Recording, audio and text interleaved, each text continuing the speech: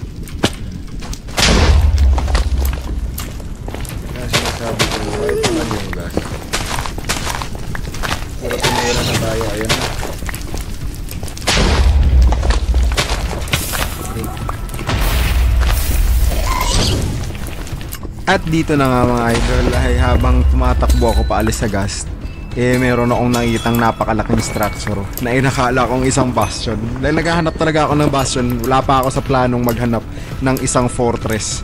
Pero dito, meron akong nakitang malaking structure at ito yung Terrible Fortress or ang fortress natin sa Nether. Parang nakakita tayo ng bastion na. Ay ko. Bastion na ata itong nakita ng ating lugar. Meron pang mga paganito. Para saan ba ito?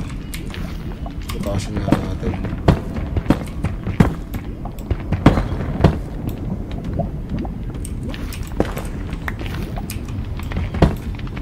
At sa part nga na to ay naghahanap na ako ng madadaanan papunta at paakyat dyan sa fortress na yan. So bumutas ako dito at nakapag-encounter ako ng iilang mga skeleton. Ewan ko ba bakit ang daming skeleton sa Nether. Maliban sa ating mga niga skeleton, meron pa mga skeleton dito na magpapakita mamaya. Sabi ko na nga ako it's a terrible fortress. Aray, kakapasok pa lang natin. Bakit? Matapos kong mapatay yung isang wither skeleton, pinapana na ako at may papunta pang isang wither skeleton, kaya bumapit muna ako at naglagay ako ng block para di ako masugod nila. Sheesh. At simula nga dito ay may isa-isa ko na lahat ng skeleton na makita ako dahil ang sakit talaga nila, promise. Swarm sila pre, dami. So dito nga kamuntikan pa nga ako dito mamatay. At nakakita ako dito ng isang spawner ng blaze. So tatabunan ko siya dito dahil wala talaga akong kaya pag in-swarm ako ng napakaraming blaze. Ayan na, titira na yung blaze.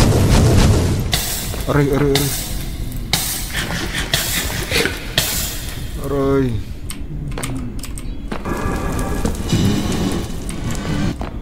At habang naghahanap ako ng papasok sa fortress, bigla akong hinabol nitong dalawang wither skeleton. At muntikan pa nga akong mamatay dahil ang kunat nila. Spray, sobra. Napakakunat nila. Buti na lang one shot na lang talaga ako at hindi ako namatay dito. Oh shit.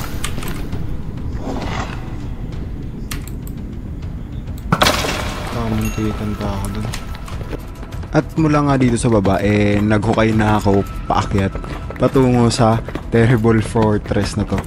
At dito ay nagloot ako ng napakaraming chest.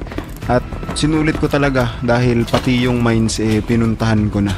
So ang daming skeleton dito at ang dami ding mga blaze. Nakaipon lang naman ako ng maliit na halaga ng blaze rods, mga nasa 5 lang. At nagcamp na nga ako dito.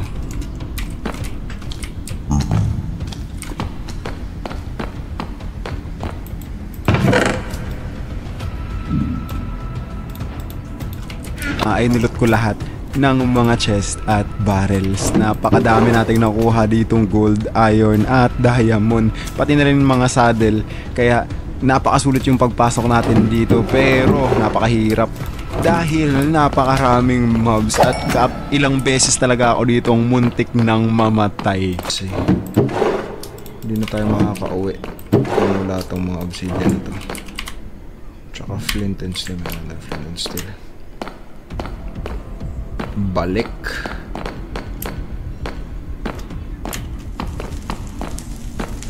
Dito nga ay na-explore ko na at niluloot lahat ng sulok ng fortress kasama na tong mine shaft nakadugtong ng fortress na to.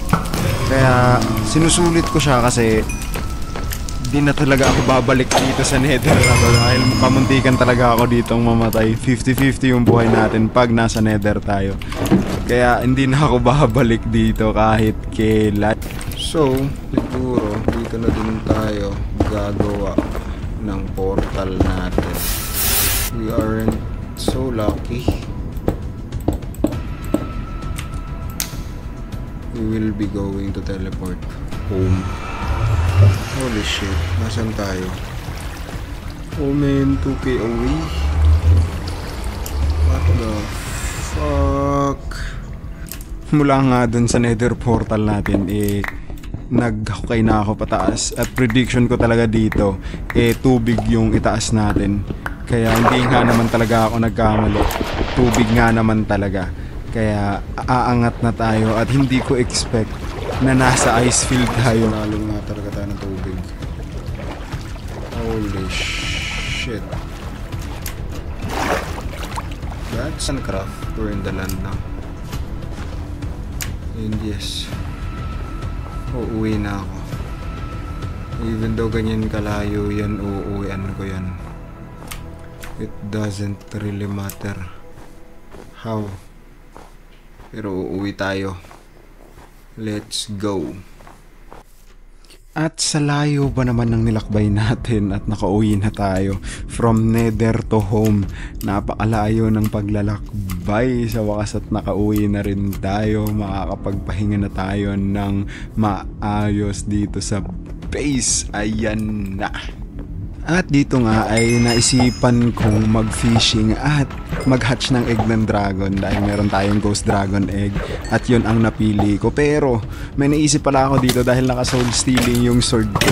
Mag-kill ako ng mga skeleton para makakuha ako ng skeleton soul para ilagay sa mga inactive spawner. Para magawa tayo ng farming natin ng EXP at ng mga libreng arrows. At nung nakakuha na ako ng skeleton soul ay dumiretso na ako pa uwi dahil baka nag-hatch na yung dragon ko. At sakto nga, nung pauwi ako, nakita ko hatch na yung ghost dragon egg natin at naging ghost dragon na siya. Kaya pupuntahan na natin siya at papalakin, lalagyan na natin siya ng saddle at sasakyan na natin siya.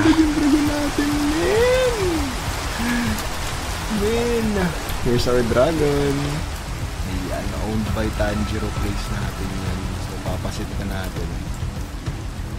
Ito na yung dragon na inaantay natin kanina.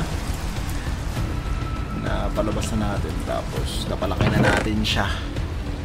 So, kailangan natin sa atin. Lalagyan natin siya ng saddle. So, lalagyan natin siya ng saddle. Oh my God. Yun! Testing. Oh my God, look at that dragon, mamin. See that dragon, dami ko pang pana sa ulo. So, dito siya.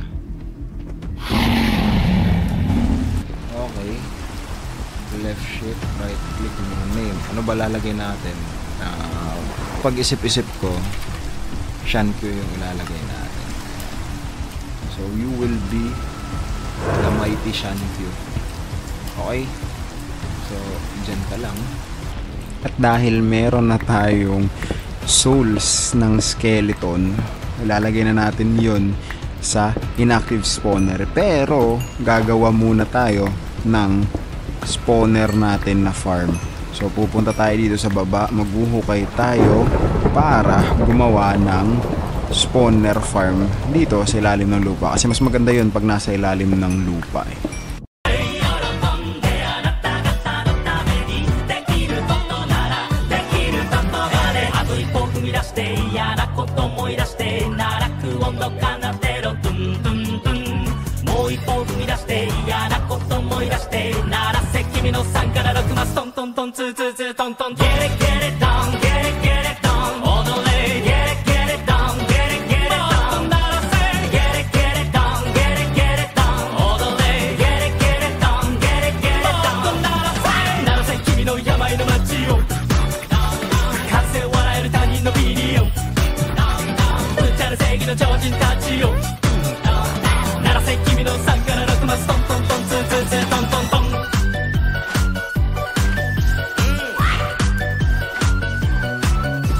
At nung natapos ko na yung farm natin ng skeleton, nagdesisyon na ako dito na tapusin na din yung Everdawn at saka Everbright na portal dahil alam na natin kung nasaan yung nagbibenta ng portal nila.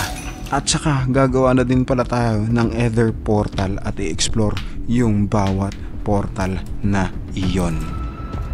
And yes, eto na. Pupunta tayo dun sa gatekeeper dahil gagawa tayo ng portal patungong Everbright tsaka Everdawn. So dito yung bahay ng gatekeeper.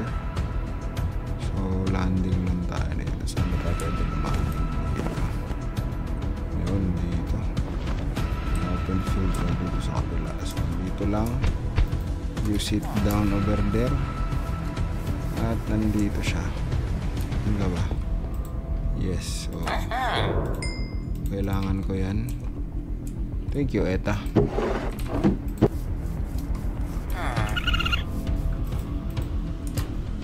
Saka yung dragon natin. Mag-ano tayo. Next episode natin maghahanap tayo ng mga structures dito sa overworld. Di muna tayo pupasok sa nether. So we have a lot of things to do in the overworld. As you can see, hindi pa construct ng maayos yung bahay natin. Yung dito tayo gagawa. Tatlo.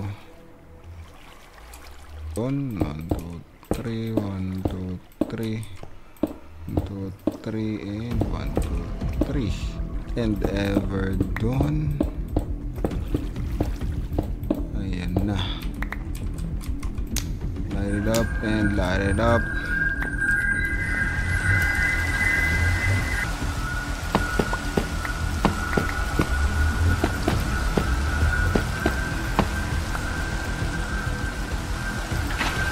Oh my God! Nagawa na natin ang 4 na portal. Next stop is Aether.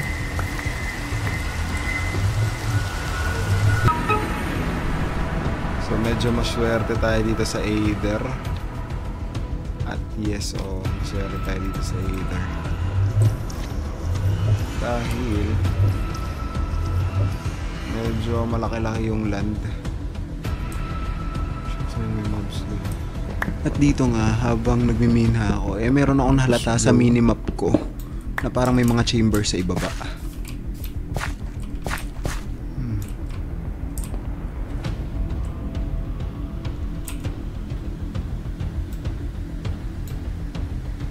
I see something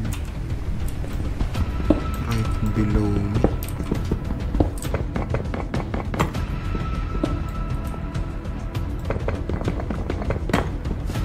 It's bronze dungeon. At dito nga sa bronze dungeon na to, humihiwalay yung katawang lupa ko sa kaluluwa ko sa mga chest dahil biglang nabubuhay yung mga chest dito. Oh shit.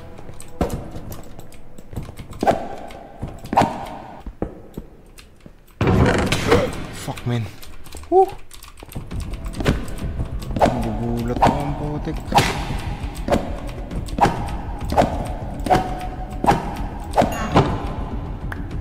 Tanginang yan.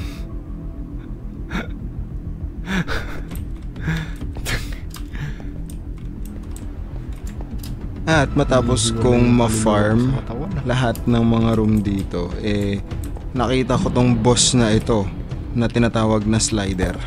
So napakahirap niyang patayin, men. Like sobrang hirap niyang patayin. Oh my god. Ano?